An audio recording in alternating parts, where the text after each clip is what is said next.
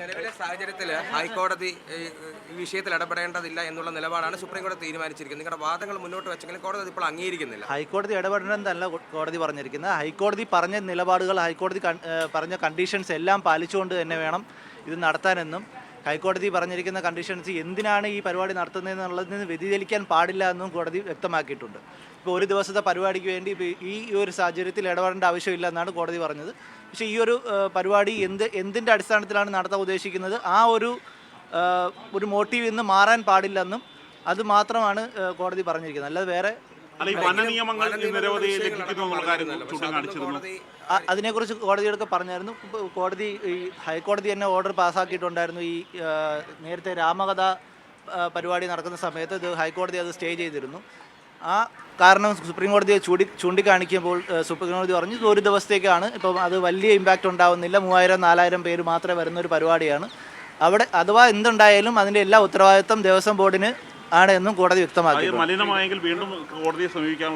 അത് ഹൈക്കോടതിയെ സമീപിക്കാൻ പറഞ്ഞിട്ട് വേറെ എന്ത് പ്രശ്നം ഉണ്ടെങ്കിലും അതിൻ്റെ ഉത്തരവാദിത്വം മൊത്തം ദേവസ്വം ബോർഡിനാണെന്നും, അവിടെ വേറെ എന്ത് പ്രശ്നം ഉണ്ടെങ്കിലും അത് ദേവസ്വം ബോർഡിനെ പരാതിക്കാർക്ക് ഹൈക്കോടതിയെ സമീപിക്കാമെന്ന് പറഞ്ഞിട്ടുണ്ട്. ഈ രാഷ്ട്രീയവാദങ്ങളൊക്കെ തന്നെ നിങ്ങൾ ഹർജിക്കാർ പറഞ്ഞെങ്കിലും കോടതി അത് കാര്യമായി മുഖവിലേക്ക് എടുത്തിട്ടില്ല. ഈ വിഷയത്തിൽ രാഷ്ട്രീയവാദത്തിനോട് കോടതി പറഞ്ഞു അത് പറയേണ്ട ആവശ്യമില്ല എന്നുള്ള ഒരു നിലപാടിലാണ് കോടതി. അത് അവിടെ എന്താണെന്ന് കഴിഞ്ഞതിന് ശേഷമാണ് അതിനെക്കുറിച്ച് ആലോചിക്കേണ്ടത്. ഈ ദേവസ്വം ബോർഡിന്റെ ഒരു നിലപാട് ഇത് തുടരണം എന്നുള്ള നിലപാട് തന്നെയല്ലേ ആവർത്തിച്ചു ദേവസ്വം ബോർഡ് പറഞ്ഞത്. ദേവസ്വം ബോർഡ് ഇത് ഹൈക്കോടതിയുടെ കണ്ടീഷൻസ് എല്ലാം നിലനിർത്തിക്കൊണ്ട് മുന്നോട്ട് പോകുള്ളൂ എന്നാണ് ദേവസ്വം ബോർഡ് പറഞ്ഞത്. അല്ല വേറെ ഒന്നും ദേവസ്വം ബോർഡ് ഉറപ്പിലാണ്. ഇപ്പോൾ ദേവസ്വം ബോർഡിന്റെ ഉറപ്പിലാണ്. ഇപ്പോൾ ആ ഭാഗത്ത് എന്തെങ്കിലും പ്രശ്നം ഉണ്ടായാൽ അത് പരിഹരിക്കണം, അത് ഹൈക്കോടതിയെ സമീപിക്കാൻ പറഞ്ഞു. അവിടെ എന്ത് പ്രശ്നം ഉണ്ടെങ്കിലും അതിന് ഹൈക്കോടതിയെ സമീപിക്കാനും, ഈ ഹൈക്കോടതി പറഞ്ഞിരിക്കുന്ന കണ്ടീഷൻസ് വ്യതിചലിച്ചുകൊണ്ട് ഒന്നും ചെയ്യാൻ പാടില്ല എന്നും കോടതി പറഞ്ഞിട്ടുണ്ട്. ഈ നിബന്ധനകൾക്ക് വിധേയമായിട്ടുള്ള ഒരു നടപടി ആയതുകൊണ്ടാണ് ഇടപെടേണ്ടതില്ല എന്നുള്ളതാണ് ജസ്റ്റിസ് നരസിംഹ പറഞ്ഞിരിക്കുന്നത്. അപ്പോൾ അതായത് ഇനി ഹൈക്കോടതിയാണ് ബാക്കി കാര്യങ്ങളുമായി ബന്ധപ്പെട്ട കാര്യങ്ങൾ.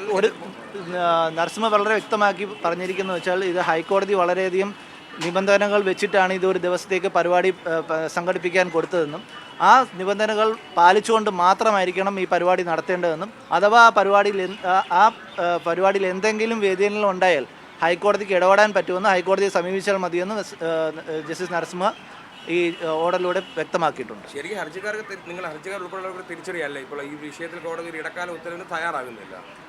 അത് തിരിച്ചടിയെന്ന് പറയാം. പക്ഷേ കോടതി കണ്ടീഷൻസ് എല്ലാം വെച്ചിട്ടാണ് ഒരു ഹൈക്കോടതിയുടെ ഓർഡറാണ് വന്നിരിക്കുന്നത്.